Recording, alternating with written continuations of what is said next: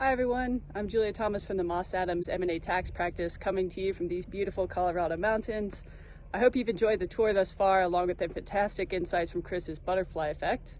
We're in for an exciting stage today and an excellent conclusion in the coming days, with Mark Cavendish potentially breaking the all-time record for most stage wins.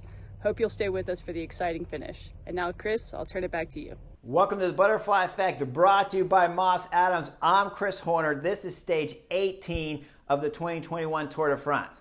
Now this stage, it's a short stage, 130 kilometers, about 80 miles in length, but has two famous climbs. Col de Tourmalet, which the Tour de France has used many times in the past, over 80 times, 17 kilometers long at over 7%. Les Ardennais they've used before, 13 kilometers, again at over 7%, and summiting and finishing today's stage at the top. Now the stage was crazy at the first half, about 75 kilometers long the first half, and mostly flat with the exception of two small Category 4 climbs. What was crazy about the stage, three riders got away: Chris Juul-Jensen, Mohoric, and Sean Bennett. Those riders will get away, and for a minute it looked like the field wasn't going to keep racing. They do light the match again, and the attacks come fast and furious. Julian Alaphilippe with Cofidis rider Parachon will bridge across to the three riders up front. Now the crazy thing about this stage. Up front you have Bahrain victorious Mohoric up there, and you have Bike Exchange Chris Juul-Jensen up there.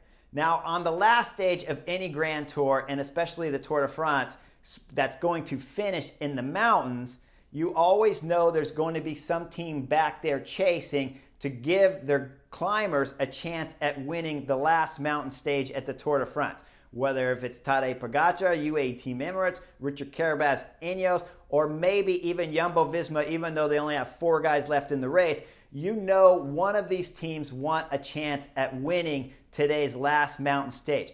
What blew my mind away though, it wasn't those teams chasing, it was Bahrain victorious chasing their teammate Mohoric up the front. Now they have chance with the sprint points there, we're talking, and they have chance with the KOM jersey with Wout Poels. The problem is there's maximum points on Les Ardennais, the last climb of today's stage, of 40 points. Tadej Pogačar, he's in second, starting today's stage, only 11 points behind Wout Poels. When you do the math, it just doesn't make sense to have Bahrain victorious chasing a Bahrain victorious rider in the break. You want that break to give them as much time as they possibly can to stay off and take as many points away from Tadej Pogačar and hopefully win the stage. Okay, I already said, you know the GC teams are going to chase, but you don't have to have your own team chasing your own rider up the front. To top it off, strange enough, that wasn't even where it ended. Chris Juul-Jensen, Bike Exchange, is in the break of 5, and behind, Bike Exchange starts pushing the pace on the Category 4 climb before the sprint. Now we all know the tactic, they're trying to drop Cavendish. They won't drop Cavendish and he's riding fabulous, but they pulled Chris Juul-Jensen out of the break to come back and try to keep the pace fast for Michael Matthews to win the sprint points anyways. Michael Matthews will get smoked by Cavendish for the sprint points, along with Mark Cavendish will win the sprint points behind the breakaway guys. Michael Matthews won't even beat Cavendish's lead-out man, Michael Morkov, and he'll be 2 spots behind Cavendish. So they pulled a rider out of the break, didn't win the sprint, and still lost to Mark Cavendish's lead-out man. Now, on top of that, the strangeness still didn't end, because Chris Juul-Jensen now is so upset, he's trying to get back up to the break of 4 before we start the Col de Tourmalet. Chris Juul-Jensen, what are you going to do if you even can get back up to the group of 4 when we're getting ready to start the Tourmalet within 5-10 kilometers later? It was crazy tactics from both Bahrain victorious and Bike Exchange. Now when the Tourmalet starts, Julian Alaphilippe, who made it up into that group of 5, is lighting it up and blowing that group up. Behind, Francis de Jure, Davide Gaudu is looking fabulous, and he's got Valentin Manuel on the front as they attacked from the GC favorite group-led peloton behind. They'll get a gap, they'll bridge up to the original breakaway guys, and they'll go over the Tourmalet with Davide Gaudu and Pierre Latour attached onto his wheel. When they go over the top, Davide Gaudu is just blazing the corners on the descent right from the start, and Pierre Latour can't hold his wheel and loses the FDJ rider. Gaudu will keep the gap of about 30 to 45 seconds all the way to the start of Les Ardidans. Behind, when the Tourmalet started in the group of favorites, Ineos jumped on the front. Dylan Van Baarle is looking fantastic. Michael Kwiatkowski's there. Theo Gegenhardt's there. Richard Carapaz and Jonathan Castroviejo. Richie Porte will get dropped early. Geraint Thomas will come out the back, so Ineos won't have their full squad going over the Tourmalet. Along with G. Thomas is none other than Rigoberto Urán, who started today's stage high up in the top 5. He'll plummet down to the back end of the top 10 by the end of the stage. Dylan Van Baarle's flying though, and he's keeping Davide Gaudu at a reasonable distance and easy to close on today's last famous climb, Les Ardidans.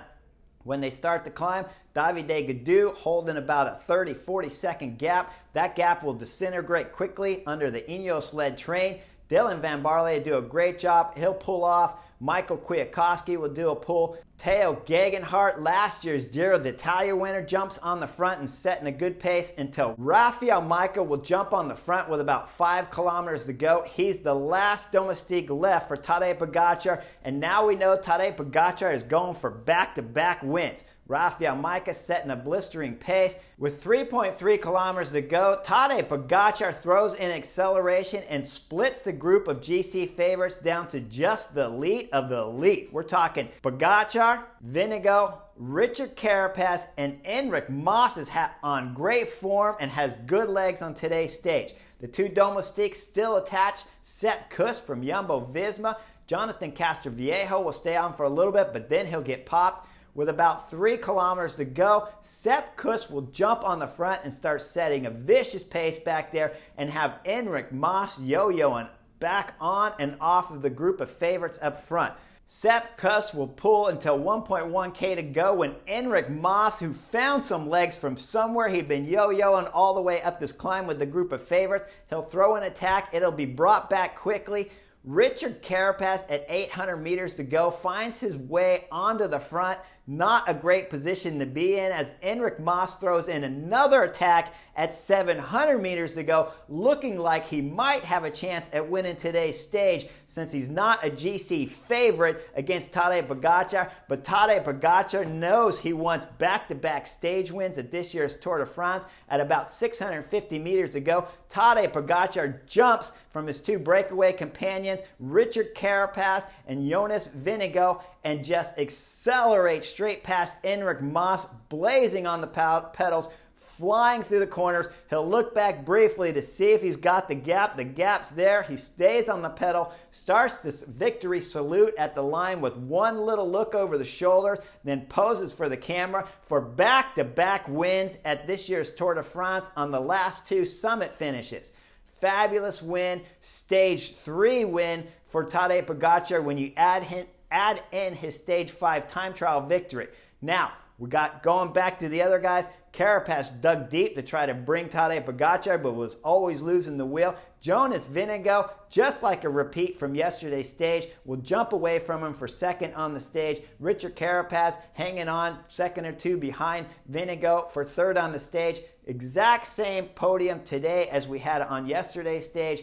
Enric Mas, who found some legs throughout the stage today, somehow gave us a fantastic show to try to save Movistar's 2021 Tour de France, but it wasn't going to happen. He finishes 4th on the stage. Tadej Pogačar will get on today's podium not once, not twice, not 3 times, but 4 times. We're talking the stage win, the Mountains jersey, the Young jersey, and race leader's yellow jersey at this year's Tour de France. Tadej Pogačar has been fabulous all the way from stage 5.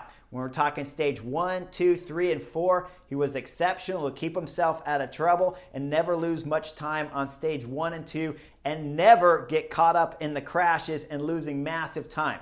Stage 3, with the big crash stage, he avoided the massive crash with 4 kilometers to go, taking the little exit to the right and then jumping back on the road and only losing a little bit of time to Richard Carapaz on that stage. Otherwise, his Tour de France to this moment has just been absolutely brilliant. UAE Team Emirates have put their tactics together all the way since stage 9. They've been perfect. Rafael Majka, who had crashed on stage 13, had found his legs again in time to help Tadej Pogačar win the last 2 mountain stages at this year's Tour de France. Now remember, we have the time trial coming up, so Tadej Pogačar might have 4 stage wins by the time this Tour de France is wrapped up. Tomorrow's a stage for Mark Cavendish and his Deceuninck Quick-Step riders. If they can control the massive long stage, we're talking 200 plus kilometer on tomorrow's stage, Mark Cavendish has 2 chances to try to break Eddie Merckx's record at this year's Tour de France. Like and subscribe, and I'll see you real soon.